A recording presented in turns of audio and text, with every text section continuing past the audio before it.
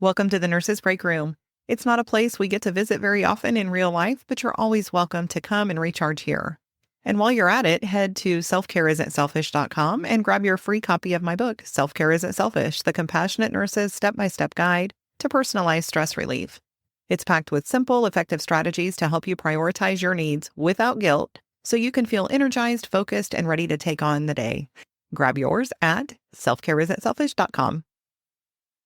Hello, and welcome back to another episode of the Nurses Break Room with Jenny Lytle, RN. We are right here on the first Monday of June, and I felt like it was a great time to do a bit of a self-care switch up for the summer.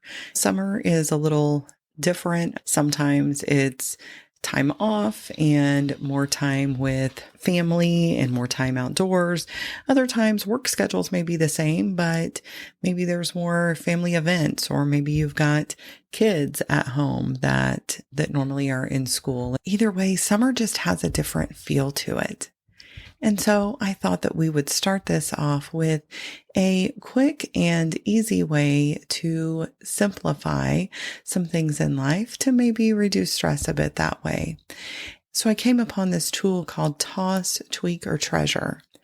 And it's a great way to look at some of the lists of tasks and obligations and habits that we have and figure out what to cut or delegate or what to keep.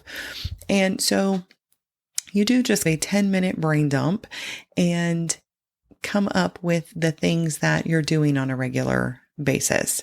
And you can use this for your to-do list and commitments and habits, and even maybe the people that you're around and thoughts that take up a lot of space in your mind. So what you do is you set a timer for 10 to 15 minutes and you do a brain dump of those things, those current stressors and habits and responsibilities. And then you go through each one and you mark them as toss, tweak, or treasure. And so, for example, like with the toss, what are the things that you want to let go of? So maybe asking things like, is this draining me more than it's helping me? Is this something that really is necessary, or just something that I've gotten in the habit of doing, or maybe that has been expected of me? And would something bad happen if I didn't do this?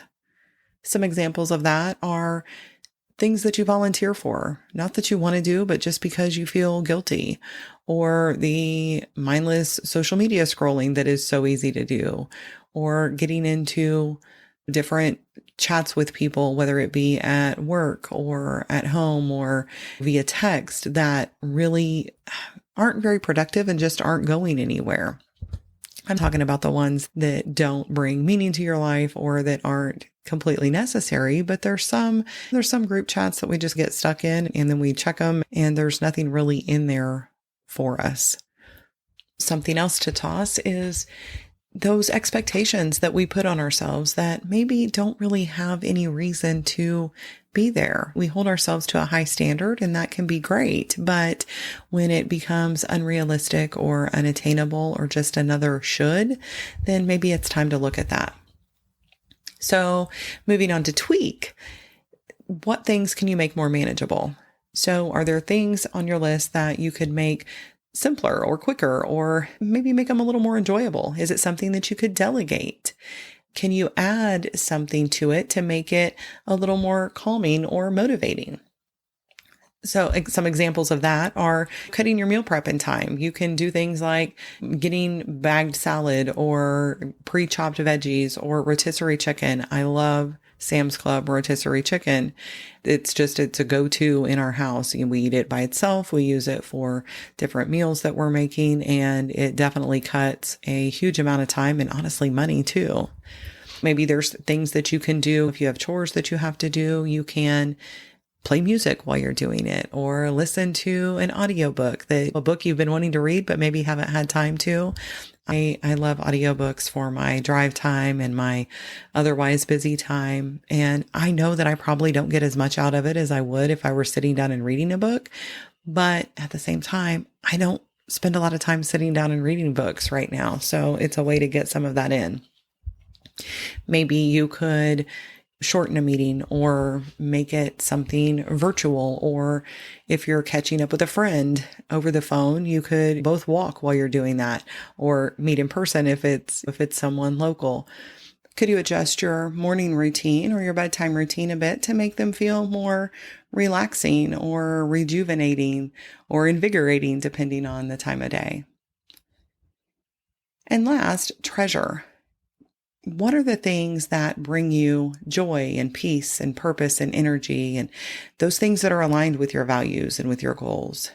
And are they things that you want more of in your life? So some things for me, and maybe for you, like I love starting my morning with tea, and I was doing coffee, but I found that some decaf green tea starts me off better of a morning when I'm already naturally perky and I don't really need that extra caffeine boost. And I just save my caffeine for a little bit later in the day when I could use a little pick me up. But I love that. And having my morning God time when I read through my devotionals, and it sets me off on the right foot. And so figuring out what that looks like for you.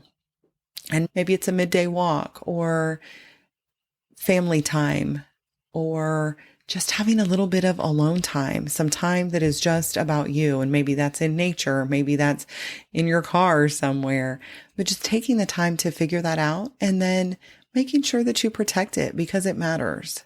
So I encourage you to consider working through this and just take one small action this week for each category and see how that makes you feel. And I'd love it if you would share that with me. Feel free to just reply to this if you're listening on Buzzsprout, and you can send a text that way, or you can just email me at jennylytle@jennylytle.com. And until next time, remember, self-care isn't selfish. It's essential if we want to continue to care for others and live our best lives. Thanks so much and have a great week. Disclaimer. Although I am a registered nurse, the medical and health information contained in this podcast is provided for general information and educational purposes only and is not a substitute for professional advice. Therefore, before taking any actions based upon such information, I encourage you to consult with appropriate professionals. I do not provide any specific medical or health advice, and the use of or reliance on any information contained in this podcast is solely at your own risk.